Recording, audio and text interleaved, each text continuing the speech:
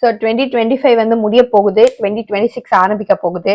Just வந்து 2026 ஆரம்பிக்க போகுது, நியூ இயர் நியூ மீ அப்படின்னு சொல்லிட்டு நீங்க வந்து ஸ்டோரி போட்டுக்கிட்டாலோ இல்ல வந்து நியூ இயர் வந்தோடனே என் லைஃபே மாறப்போகுது அப்படின்னு சொல்லிட்டு அப்படி சொன்னா மட்டும் வந்து எதுவும் மாறப்போறது கிடையாது. ஸோ நீங்க அதுக்கான ஸ்டெப்ஸ் எடுக்கணும். அந்த மாதிரி எடுக்க வேண்டிய ஸ்டெப்ஸ்ல ஒரு சின்ன ஸ்டெப்ஸ், அதாவது ரொம்ப ரொம்ப பெருசு இதை நீ சாதிக்கணும் அதை நீ சாதிக்கணும் இதை பண்ணி ஆகணும் இப்போ நீ எதை பண்ணி ஆகணும் அப்படின்னு நான் சொல்ல போறது இல்லை. ஜஸ்ட் ஒரு 1 hour உட்காந்தா கூட இந்த ஆக்ஷன்லாம் நீங்க எடுத்து உங்க 2026 வந்து நியூ இயர் நியூ மீ உண்மையாவே அந்த வேர்ட்ஸுக்கு ஏத்த மாதிரி நீங்க சேஞ்ச் பண்ணிக்கலாம் உங்க லைஃபை. இந்த 5 விஷயம் வந்து நான் கிட்டத்தட்ட ஒரு 2-3 இயர்ஸா நான் ஃபாலோ பண்றேன்.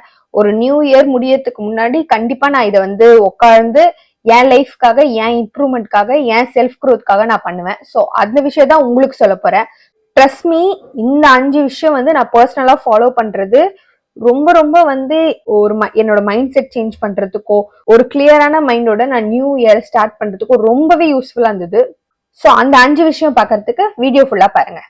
So first and foremost thing is reflecting on your 2025. Like இந்த வருஷம் வந்து எல்லாருக்குமே நிறைய விஷயம் நடந்திருக்கும். லைக் சிலது குட்டா நடந்திருக்கும், சிலது பேடா நடந்திருக்கும், சிலது நமக்கு லெசன்ஸா நடந்திருக்கும்.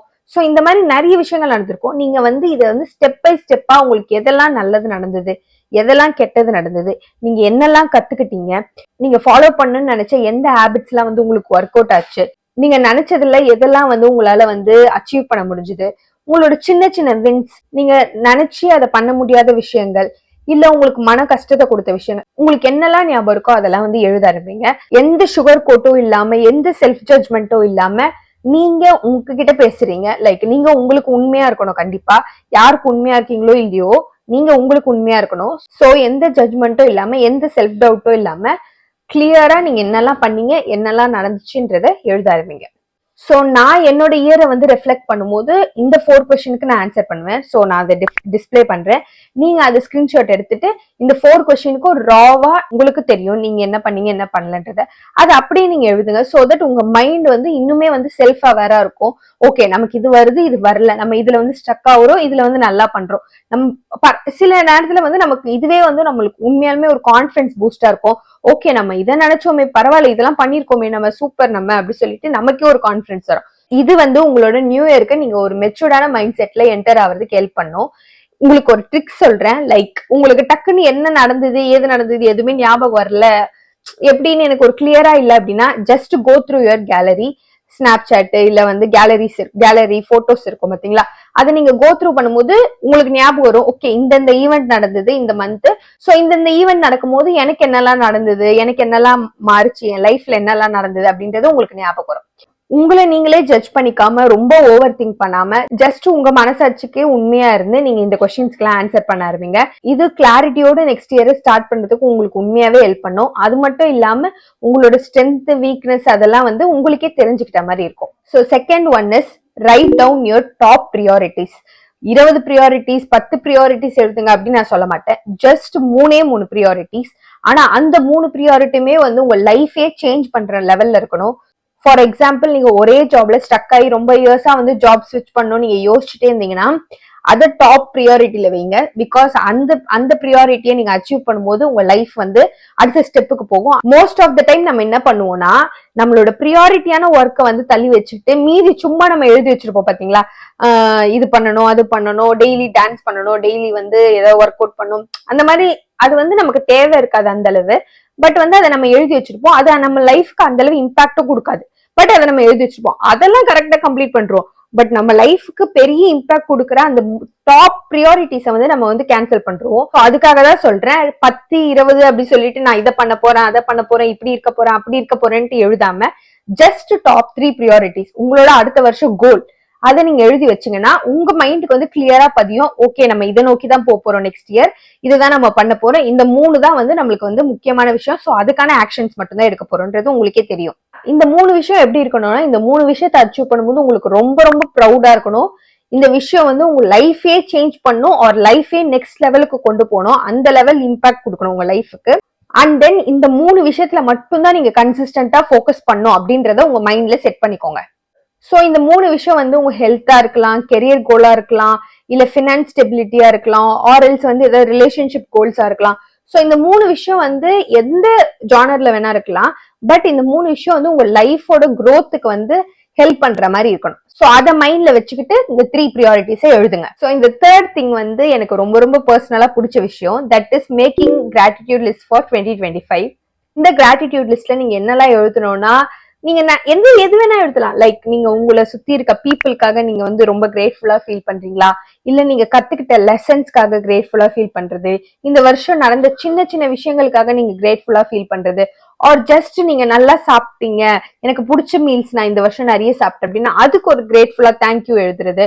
Thank you for the food that I have eaten this year, thank you for the people that surrounded with me, particular person பேரை வந்து மென்ஷன் பண்ணி இவங்களுக்கு நான் ரொம்ப கிரேட்ஃபுல்லா இருக்கேன், இந்த வருஷம் எனக்கு இவங்க இந்த அளவு ஹெல்ப் பண்ணிருக்காங்க அப்படின்னு சொல்லிட்டு லெசன்ஸ், பீப்புள், பர்சன், ரிலேஷன்ஷிப் எதுக்கு வேணா நீங்க கிரேட்ஃபுல்லா இருக்கலாம்.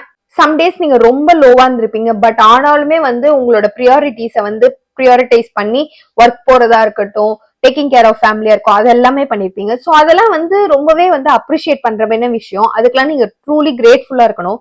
நீங்க அதையே பார்த்துட்டீங்க, இதுக்கு மேல வர்றது எல்லாமே வந்து எனக்கு ஈஸி தான் அப்படின்றது உங்க மன தைரியத்தை கொடுக்கும் இந்த கிராட்டிடியூட் திங்ஸ்.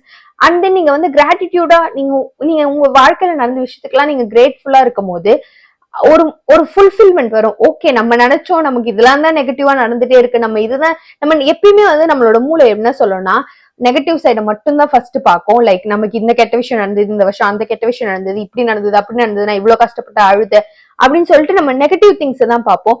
பட் வந்து நம்ம நீங்க கிராட்டிடியூட் லிஸ்ட்னு ஒண்ணு எழுதும் போதுதான், ஓ எனக்கு கூட இந்த அளவுலாம் நடந்திருக்கா, ஓ நான் இந்த அளவு பெட்டரா இருக்கேனா, எனக்கும் கீழே இவ்வளவு பேர் இருக்காங்க, நான் இவ்வளவு பெட்டரா இருக்கேன், நான் ரொம்பவே கிரேட்ஃபுல்லா இருக்கணும் லைஃப்ல அப்படின்னு சொல்லிட்டு உங்களுக்கு தோணும். சோ அந்த மாதிரி கிரேட்ஃபுல்னஸ், ஹாப்பினஸ் அதெல்லாம் உங்க மைண்ட்ல வர வர அது உண்மையாலுமே வந்து உங்களோட எனர்ஜியை வந்து ஷிஃப்ட் பண்ணும். அண்ட் தென் அந்த நியூ இயருக்கு வந்து நீங்க வந்து ரொம்ப லைட் ஹார்ட்டடா வந்து சந்தோஷமா நீங்க வந்து என்டர் ஆவீங்க. So make a gratitude list for 2025 today. So fourth one is creating a wish list for 2026. இதுவுமே வந்து எனக்கு கொஞ்சம் பர்சனல் ஃபேவரட் தான். ஆக்சுவலா வந்து நம்ம எப்பயுமே வந்து கோல்ஸ் அப்படின்னு சொல்லிட்டு போவோம். பட் வந்து நமக்குன்னு தனிப்பட்ட ஆசைகள் இருக்கும். லைக் கோல்ஸ்ன்றது நம்ம இதை அச்சீவ் பண்ணி ஆகணும், அச்சீவ் பண்ணா நம்ம லைஃப் இன்னும் பெட்டர்மெண்ட் ஆகும் அப்படின்ற மாதிரி இருக்கும். பட் டிசையர்ன்றது வந்து நம்ம ஆசைப்படுவோம், அது வந்து நம்ம லைஃப் சேஞ்ச் பண்ணுதோ இல்லையோ, பட் நமக்கு ஆசை இருக்கும். இதை வந்து நீங்க எழுதும் போது வந்து இது சின்ன விஷயம், இது பெரிய விஷயம், இதெல்லாம் ஒரு ஆசையா அப்படின்லாம் நினைக்காதீங்க. உங்களுக்கு என்ன ஆசை இருக்கும், உங்களுக்கு அது சின்னதா இருக்கலாம், உங்களுக்கு பெருசா இருக்கலாம், மத்தவங்களுக்கு அது சின்னதா இருக்கலாம், உங்களுக்கு அந்த விஷயம் வந்து பெருசா இருக்கலாம். சோ எல்லாம் உங்களோட ஆசையும் இது நடக்குமா நடக்காதா, இதெல்லாம் நடக்க வாய்ப்பே இல்லை அப்படிலாம் எதுவுமே யோசிக்காதீங்க. ஜஸ்ட் உங்க ஆசை எல்லாம் என்ன அதெல்லாம் வந்து நீங்க அழகா எழுதுங்க. அது வந்து எந்த ஆசையா வேணா இருக்கலாம். ஃபார் எக்ஸாம்பிள் லைக் நீங்க இந்த பர்சனை பார்க்கணும், ஆர் எல்ஸ் நான் இந்த எக்ஸ்பீரியன்ஸ் பண்ணணும், இல்ல நான் இந்த மாதிரி ஒரு ரெஸ்டாரண்ட் போகணும், ஆர் இங்க வந்து இந்த ஊருக்கு நான் போகணும், டிராவல் பண்ணணும், ஒரு ட்ரிப்பு போகணும், அந்த மாதிரி எந்த ஆசை வேணா இருக்கலாம். ஸோ உங்க எல்லா ஆசையும் வந்து சின்னதோ பெருசோ ஜஸ்ட் அதை எழுதுங்க.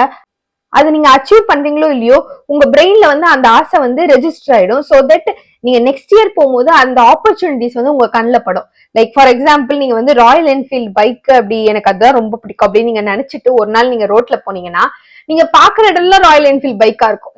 சோ அந்த மாதிரி தான் நீங்க வந்து இந்த டிசையர்ஸ் எல்லாம் நீங்க வச்சுக்கிட்டீங்கன்னா நீங்க ஆப்பர்ச்சுனிட்டிஸ உங்களுக்கே தெரியாம உங்க மைண்ட் வந்து தேடும். ஓ இந்த ஆப்பர்ச்சுனிட்டி நம்ம இதை கத்துக்கணும்னு நினைச்சோமே, இதை பண்ணணும்னு நினைச்சோமே, நம்ம ஸ்விம்மிங் கிளாஸ் போகணும்னு நினைச்சோமே, இந்த இயர் நம்ம டிரைவிங் கத்துக்கணும்னு நினைச்சோமே, சோ இங்க டிரைவிங் கிளாஸ் இருக்கு அப்படின்னு சொல்லிட்டு உங்களுக்கே தெரியாம உங்க ஆப்பர்ச்சுனிட்டிஸ் வந்து உங்க கண்ணில் படும். சோ எந்த லாஜிக்கும் பார்க்காம, எந்த இது நடக்குமா நடக்காதான்னு எதுவுமே யோசிக்காம right all your wishes in this wish list. Fifth and last one, but இது கொடுத்த எக்ஸைட்மெண்ட் எனக்கு வேற எதுவுமே கொடுத்தது இல்ல, that is making a vision board. So இந்த விஷன் போர்டு வந்து என்னோட 2025 விஷன் போர்டு. இது லைக் 2026 விஷன் போர்டு உங்களுக்கு வேணும், நான் எப்படி பண்றேன் அப்படின்னா கமெண்ட் பண்ணுங்க. நான் வந்து 2026 விஷன் போர்ட் பண்ணும்போது நான் உங்களுக்கு வந்து கண்டிப்பா வீடியோ போடுறேன். இந்த விஷன் போர்ட்ல என்னெல்லாம் இருக்கணும், என்னெல்லாம் இருக்கக்கூடாது அப்படின்லாம் எதுவுமே கிடையாது. லைக் இப்படிதான் இருக்கணும், அப்படிதான் இருக்கணும், எஸ்தெட்டிக்கா இருக்கணும், அழகா இருக்கணும், அந்த மாதிரிலாம் எதுவுமே கிடையாது. You are just putting out what is on your mind, that's it. Like உங்களோட கோல்ஸ், விஷஸ், டிசையர்ஸ் ஆர் எல்லாமே கோட்ஸ், உங்களை மோட்டிவேட் பண்ற மாதிரி விஷயங்கள், நீங்க அச்சீவ் பண்ணணும்னு நினைக்கிற விஷயங்கள், ஒரு சின்ன சின்ன விஷயங்கள் நீங்க இப்ப நடக்காது பட் எனக்கு ஃபியூச்சர்லயாவது நடக்கணும்னு ஆசை அப்படின்னு கூட இருக்கும் பாத்தீங்களா.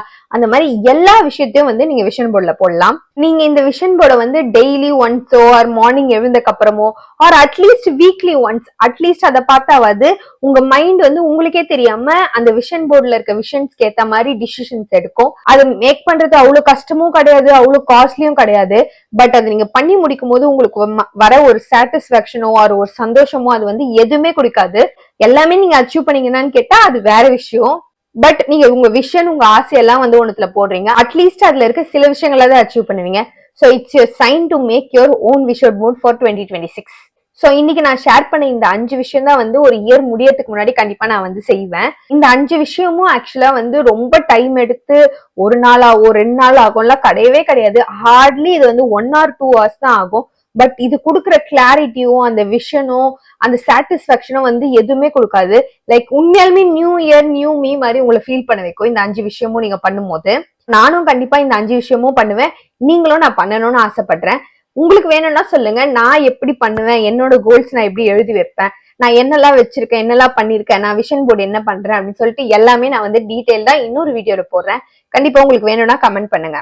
தேங்க்யூ சோ மச் ஃபார் வாட்சிங். இந்த 5 விஷயத்துல எது நீங்க ஃபர்ஸ்ட் பண்ண போறீங்க அப்படின்றத மறக்காம கமெண்ட் பண்ணுங்க. சோ அடுத்த வீடியோல நான் உங்களை வந்து பாக்குறேன். Bye by.